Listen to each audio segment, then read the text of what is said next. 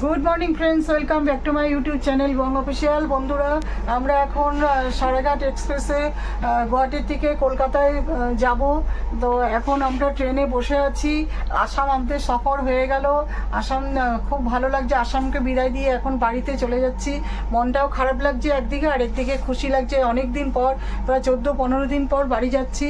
আর এই যে পাশে দেখতে পাচ্ছ সিঁড়ি, এই সিঁড়িটা দিয়ে উপরে ওঠা যাবে। এই যে উপরে বাঙ্কে ওঠা যাবে এই সিঁড়িটা দিয়ে। মানে দুটো, এই উপরের একটা আর এই নিচে, বেশি সিট নেই, দুটো।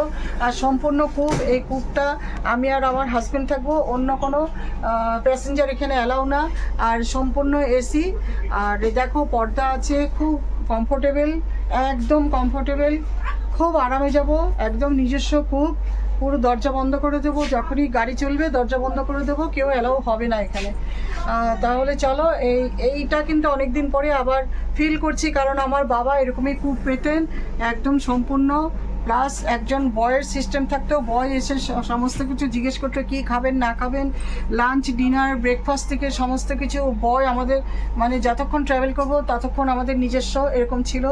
আর আমার বাবা ওয়াগন ফোরম্যান ছিল বলে, রেলের অফিসার র্যাঙ্কে কাজ করতে বলে সেটাও পেতো। তো অনেক দিন পর আবার হাজব্যান্ডের সাথে যাচ্ছি, হাজব্যান্ড নিয়ে যাচ্ছে। ঠিক বাবা যেভাবে নিত হাজব্যান্ডটা ওইভাবে নিয়ে যাচ্ছে, এটাই ভালো লাগছে। দেখো আগাগোড়া পর্দা দেখতে পাচ্ছ, এই যে দেখো আগাগোড়া পর্দা। আর এই যে দেখাচ্ছি যে জানলায়, এটা বাইরের পর্দা, আর জানলার পর্দাটা দেখো, এই যে জানলায় দেখেছো, এই যে জানলার পর্দা দেখো, সমস্ত কিছু আলাদা। যে বালিশ আছে, নিজস্ব বালিশ, কম্বল সব কিছু দিয়ে দিয়েছে, চাদর সমস্ত কিছু সাদা। আর খুব কমফোর্টেবল এখানে, একদম আরামসে যাব, আরামসে আসবো। Anybody not allow.